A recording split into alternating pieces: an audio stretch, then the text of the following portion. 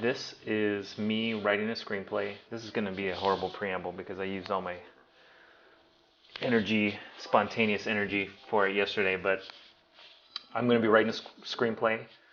I love to write screenplays.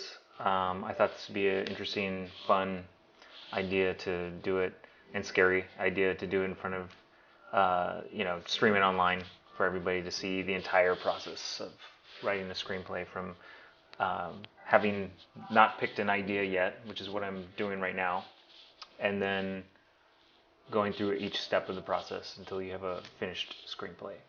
And so, um, yeah, I'm open to ideas, but because of, I don't want any legal problems down the road. Any ideas that are posted in chat become public property. So anybody can use them, not just me. And that'll just make things simpler. I would love to give credit to everybody that does give me an idea. At the end, maybe have a list of who contributed what ideas, but that would take a lot of effort. So I might just thank people for their ideas as we go along. But the main thing of this is not to, I don't even imagine it'll get made into a movie. It was just kind of a fun project to do to collaborate with people online and demystify the screenwriting process and have fun, hopefully. And maybe it'll force me to write more because I have a set schedule for writing. So that should be good. Now we can get back to copyrighted music in the background, very low. And if you want to request a song, you can do this in the chat. If you're not familiar with Nightbot, you can do songs, request, and then right after that, and then space, and then you can type in the name of a song or an artist. Like, I did this yesterday, Paranoid.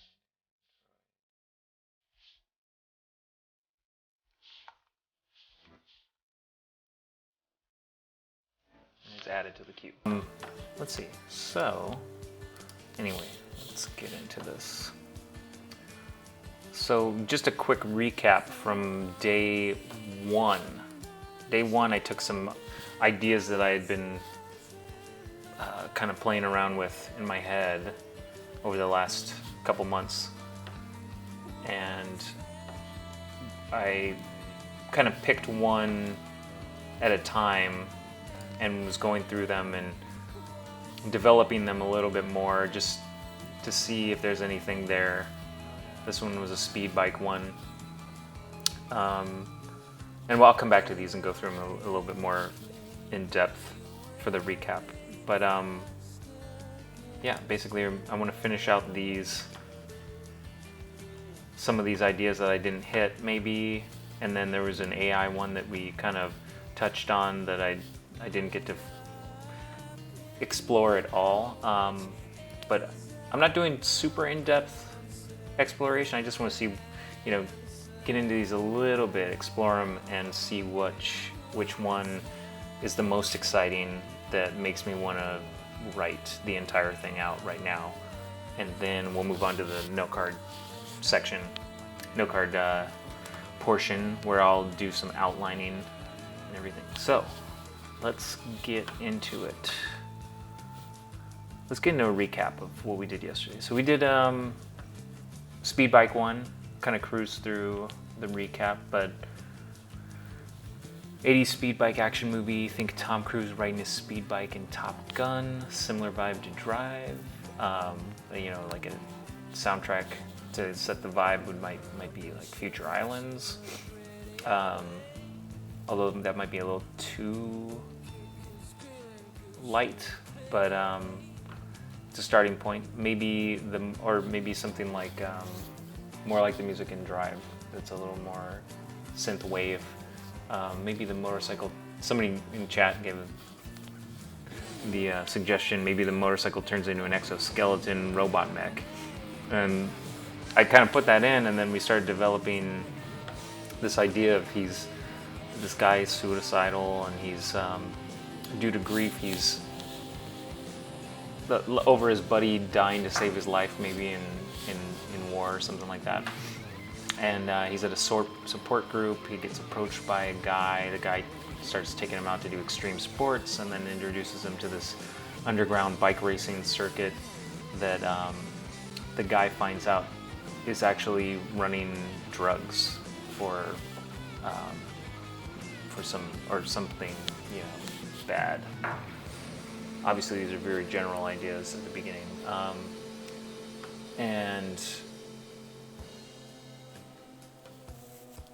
but then, and then that was kind of where we started, and then I kind of went back to that exoskeleton thing, and so I was like, maybe all of that happens, that could be like 3 acts of a movie on its own, but what if we compress that all into the first act, and at the end of the first act, he gets in a car or an accident in one of the races, but as he's about to die, the motorcycle that he's riding transforms into an exoskeleton and saves his life, and then we could turn it into some kind of like robot thing. But I think it could go either way. I don't know how crazy we want to get with this thing, and I don't even know if this is the one that I want to write. So that's the speed bike one. Then we were thinking about a modern day Western. This is one I was thinking about.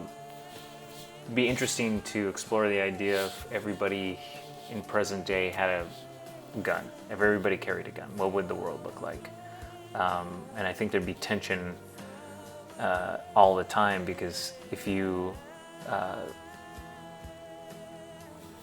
insulted somebody, they could pull out their gun and say, "What did you call me?" And there's always that kind of, things could escalate very quickly, and it's hard to stop somebody. Like if somebody's threatening to beat somebody else up, there, a couple people can crowd around and be like, "Whoa, hold on, calm down." But if somebody pulls out a gun, if nobody else has a gun, they're just running. If other people have guns, then they whip their guns out, and then it gets very, how would that play out? Would there be a shootout? Would the guy put his gun back in his holster and chill? Is that a normal thing for that? So we're looking at classic Western tropes that we could apply to this idea. Maybe it takes place in the future where population is lower, and this would be like, what if there's a scenario we're playing around with where if the let's say a law was passed that said that everybody can have guns and there's no restrictions, and so everybody decides to get a gun, and then we follow that through as backstory, and then come in, at a point where this is already kind of stabilized. A law like this, where everybody ends up getting guns, arming themselves. What would the world look kind of after it's stabilized a little bit? And so some ideas were, certain neighborhoods, the classic Western tropes, certain like neighborhoods you leave guns at the border.